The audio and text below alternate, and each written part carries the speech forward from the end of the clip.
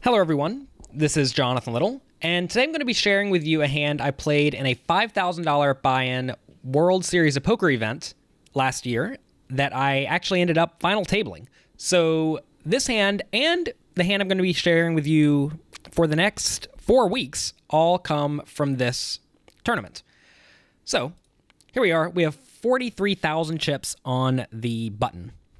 It's a pretty good spot to be. We're playing 100, 200. I believe we started with 25,000 chips in this tournament. A tight aggressive player raises from the hijack seat. The button is the player on the button, then we have the cutoff, then we have the hijack. So this player raises to 600 out of his 30,000 chip stack, and I have pocket fours. This is a spot where you can go either way between 3-betting or calling. I'm a pretty big fan in tournaments of not 3-betting so often in scenarios where I think I have any potential to realize huge implied odds. So if I can play small pots and just lose 600 a lot, or frequently, but win huge pots sporadically, I'm definitely fine taking that situation. So calling's fine, re-raising's fine. I don't think it matters so much. And the main reason for that is because 600 is somewhat irrelevant to the 43,000 chip stack that I have. But if I can end up winning something like 10,000 or 20,000 whenever I flop a set and my opponent pays me off poorly, that's going to make up for all those 600 losses and give me a nice profit. So I call on the button and small blind calls as well. Flop comes ace 9-4, 2 diamonds. It's pretty good. I have bottom set. It's exactly what I want. Small blind checks, and then the tight aggressive player bets 1,200 into the 2,000 pot.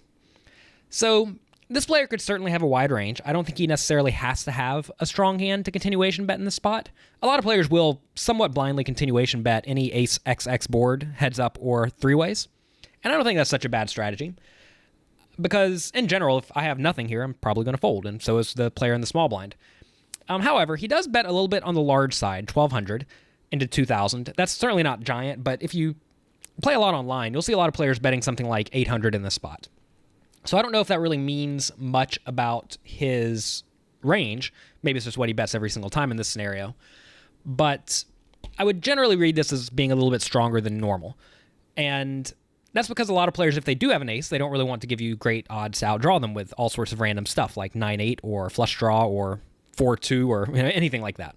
So I think my opponent's going to have something more often than not in this scenario. I decide to go ahead and raise to 2,900. I want to make it perfectly clear, if my opponent has top or middle set, he's going to get a double up here. I'm not trying to fold. The players who are frequently trying to get away from a set are usually the players who are not big winners in the game, because whenever you get a set, if you do run into a bigger hand, especially if you have any sort of reasonably aggressive image, your opponents will be willing to get it all in with a wider range than only sets. So I make it 2,900 over his 1,200 raise. I want to make it clear that you don't want to make it large in this spot. Like, say I raise to 4,000, that would really force him to have a very good hand to continue. And by raising a little bit smaller here, we allow him to continue with a wider range. So he's going to call with most aces, I imagine. Maybe even a hand like 9-8, just hoping to get there on the turn, and all of his flush draws. So I like this raise size, seems great to me. And he calls. So when he calls, I do think he is going to have that range I just described. Turns an ace. So now we have to ask ourselves, if he has a 9, is he going to call any bet? And I think the answer is probably not. But if he is going to call a bet, it's going to be incredibly small. If he has an ace, is he going to call a bet? I think he'll call pretty much any bet with an ace. If he has a flush draw, is he going to call any bets? And I think a lot of players will call reasonably sized bets in this scenario with a good flush draw. But in reality, a lot of players do tighten up whenever the board pairs. So I'm not really trying to get much value from a flush draw at this point, especially given my opponent's out of position. So when you're in this scenario, you want to ask yourself, what part of my opponent's range am I trying to extract value from? And what percentage of my opponent's range does each of those hands make up? You can actually use programs like Flopzilla to estimate this for you. And in this scenario, most of the time, my opponent's going to have an ace or a hand that cannot really call any bets. So I'm really trying to target the portion of my opponent's range that is the aces. So how much will an ace call? Like I said a second ago, I think an ace will call pretty much any reasonably sized bet. So knowing that, and I want to ask myself, if I bet and my opponent calls, is it possible for me to bet the turn and shove the river in a manner that doesn't look like I am obviously trying to play a huge pot? And what I mean by that is you don't want to bet something like 10,000 on the turn and then 50,000 on the river for value. That's typically not a great line because a lot of players will make big folds. But notice here, if I bet something like 7,000 on the turn, the pot will then be 22,000, and my opponent will have 19,000 left. So I can bet a little bit less than pot on the turn and a little bit less than pot on the river, and we'll be all in. It's always important to try to figure out how to make the stack sizes look acceptably attractive to your opponent. You don't want to bet imagine instead I bet 3,000 on the turn and my opponent calls. Then the pot will be 14,000 going to the turn, and my opponent's going to have 23,000 left. So there we'll have 1.5 times pot left going to the river, and that's not really what we want, because if you bet 1.5 times pot on the river, a lot of players will start to make big folds.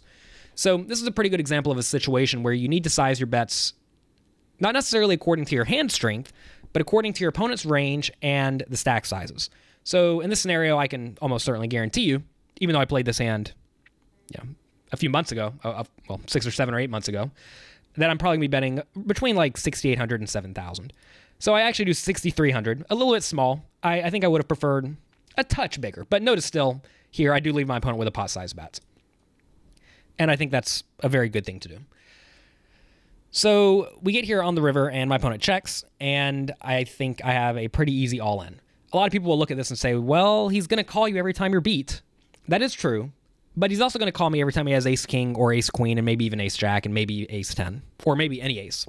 So this is a great spot to shove. Also, a lot of players will, quote-unquote, put you on a busted draw if you make a big bet, and they'll assume you have a stronger hand if you make a smaller bet. So if your opponent does think that, you should be very inclined to make the large bet here. Sometimes we are going to lose. I want to make that very clear. But most of the time, we're going to have the best hand. So I do go all in. My opponent does call. He has ace-king. And a lot of people view this as a setup, and it really is. There's no way my opponent's not losing a lot of chips here.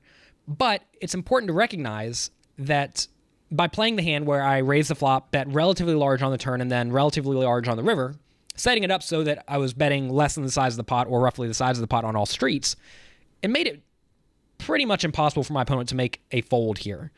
And also, it allowed me to stack him.